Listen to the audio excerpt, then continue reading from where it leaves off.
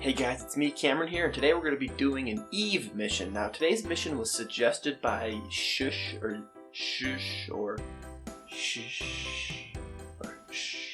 I'm not quite sure how to say it, but it's S-H-H-H-H. Well, so I'm guessing it's a shush. But anyway, thank you for the suggestion. It's an awesome suggestion. I was kind of wanting to do an Eve mission. And so I decided to do one. It's going to be kind of a fun mission today. I'm going to do kind of a similar strategy to one of my later videos, my second video, 2 videos ago. It was a Duna rover, and I kind of did it in a little 3 parts. There was the orbiter part, the like little lander part, and then the actual rover part. So it's going to be kind of the same thing. This is going to be the lander part here. It's a little multi-rotor drone thing, actually, because, you know, Eve has such a good, thick atmosphere, and it makes things really easy to fly around on, especially with these ducted fan blades and electric rotors. The things really like to fly. You get a lot of lift. So it makes things easy. So I'm not even going to use parachutes. I'm just going to use this little lander thing. And then what I'm going to do is I'm going to attach a boat to the bottom of it. Now the boat, I actually I got inspiration from Reddit user BigMao_KSP.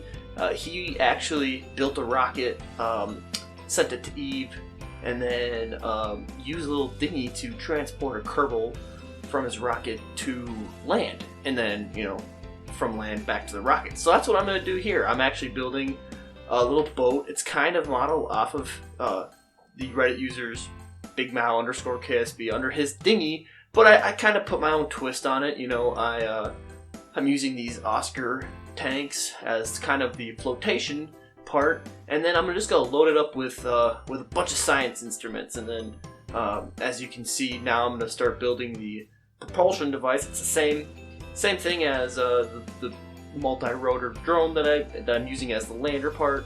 It's just going to use that kind of single rotor setup in the back because you don't need anything else.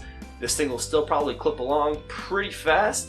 And now I'm just going to start rigging it up with all sorts of cool science equipment. I think I loaded up with every single science experiment except the materials bay, just because the materials bay is so big.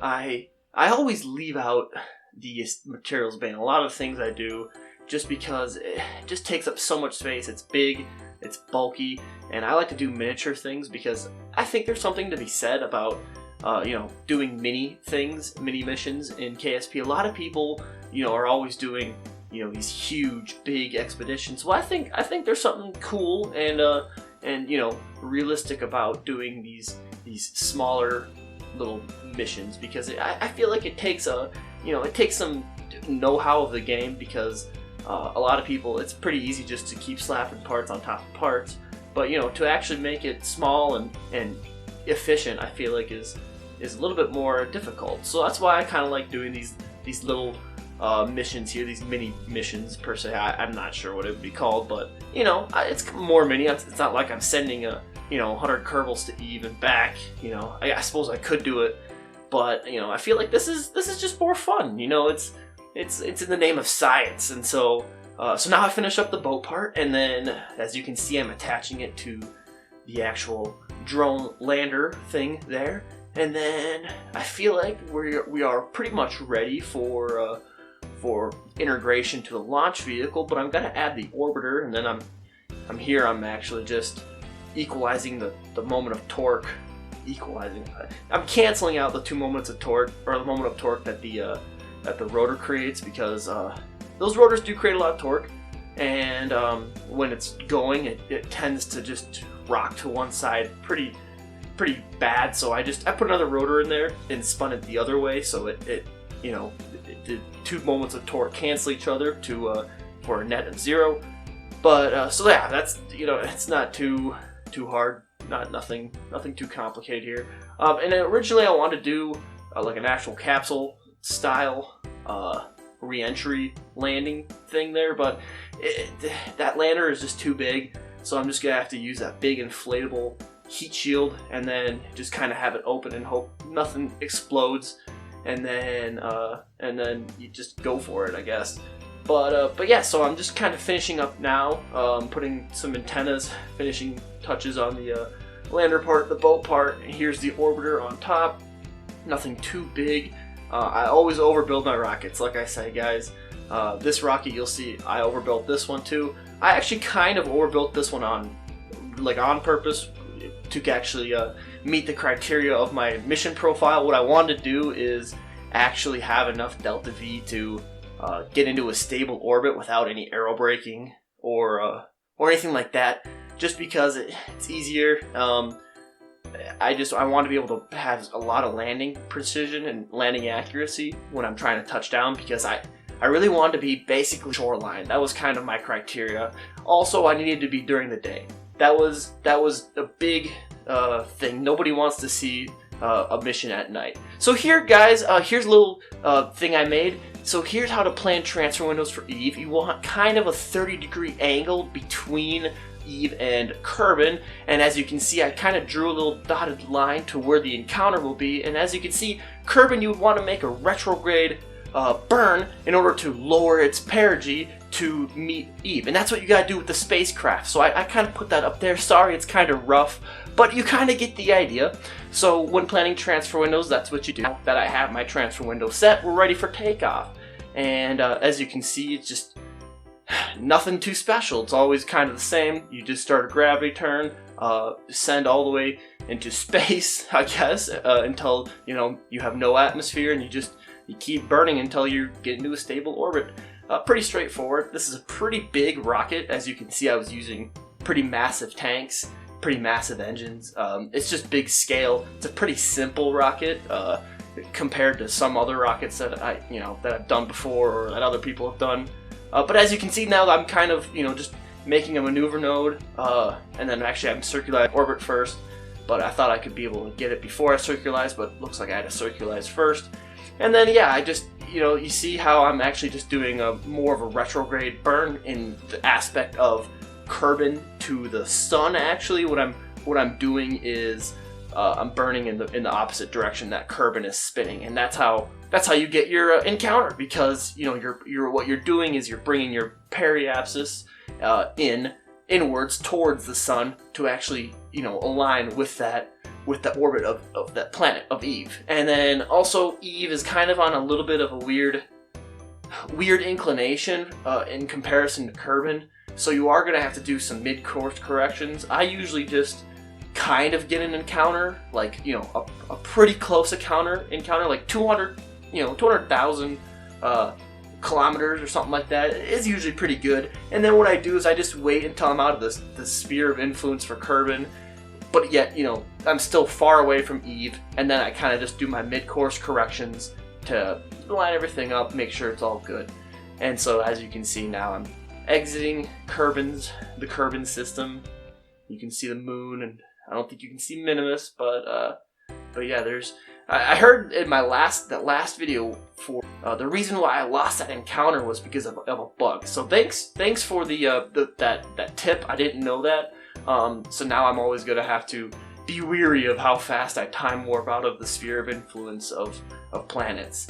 And so now here I just did my course corrections. I have a nice flyby or encounter with Eve, and I'm just kind of putzing around trying to see how I can use this extra fuel to my advantage.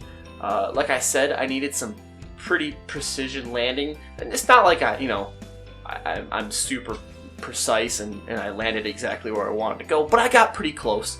And then also I have that orbiter on top I need to deploy too.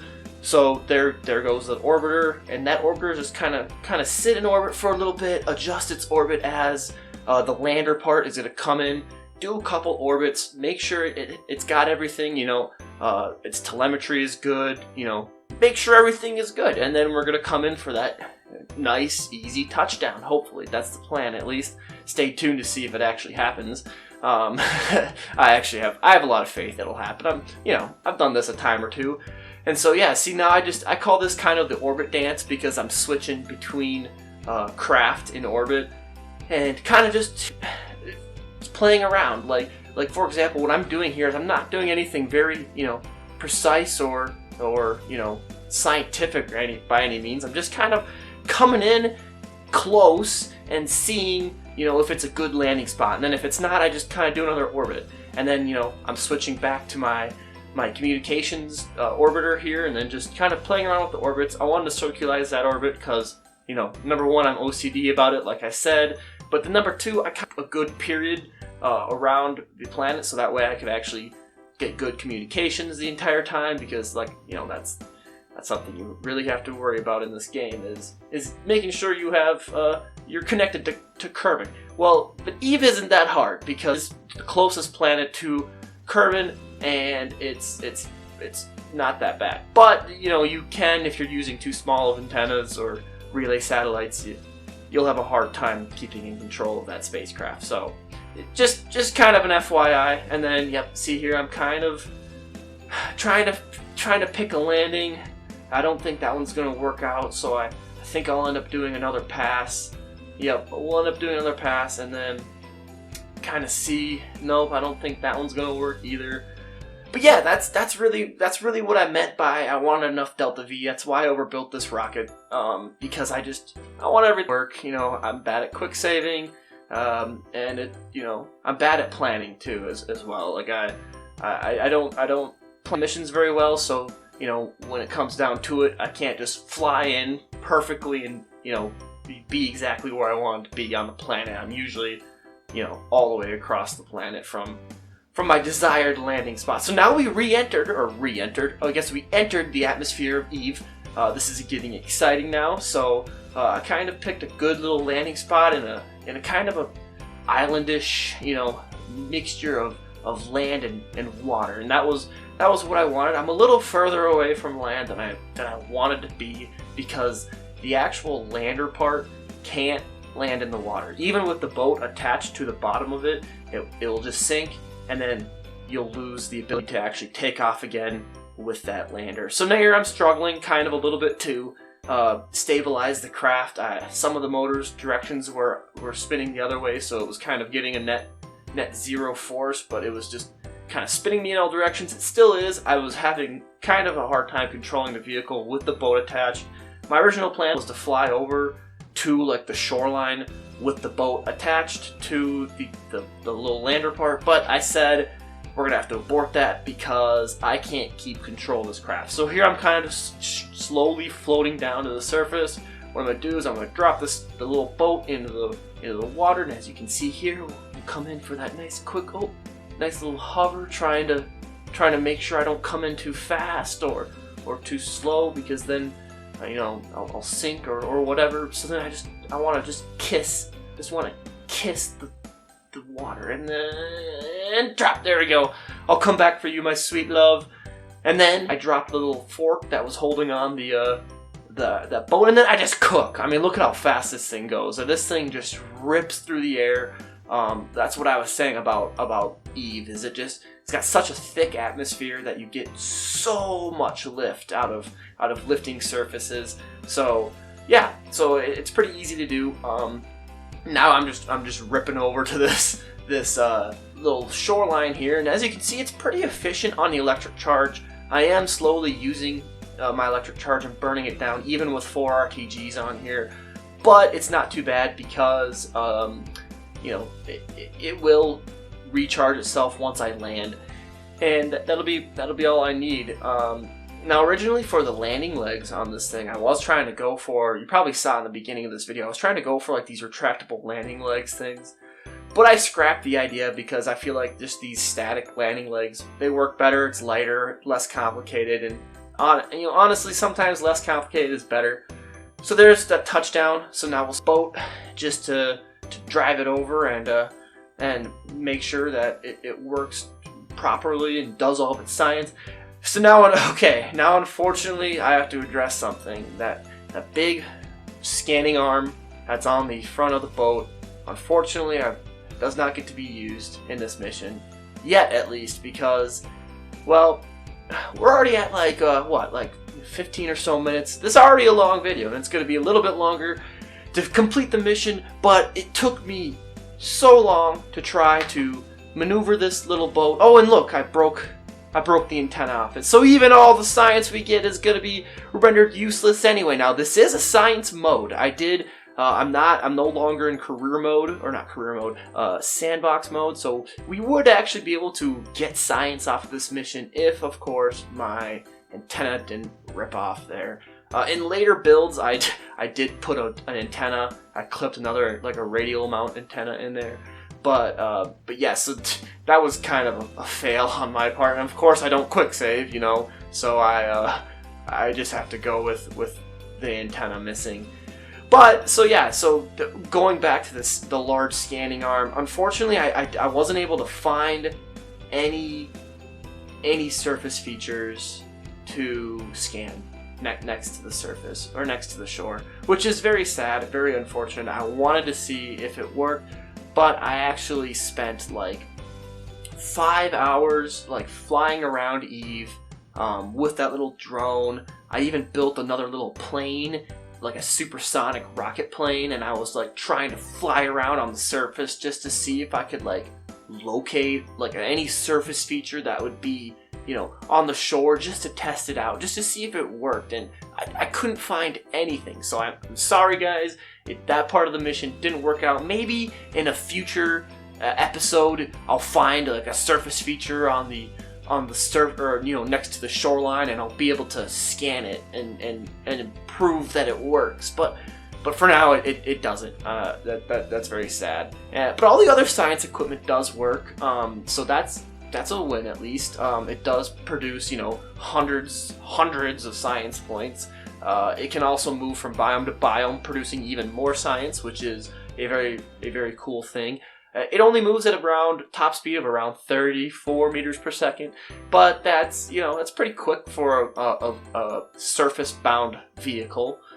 And then yeah, so now after my long journey from the middle of the ocean there, we meet the surface. We met up with the rover, or with the little drone, and now as you can see, this was just the start of me trying to scout out the shoreline for anything I could see, and I just couldn't. I just couldn't. So I'm just gonna kind of cut it off around here.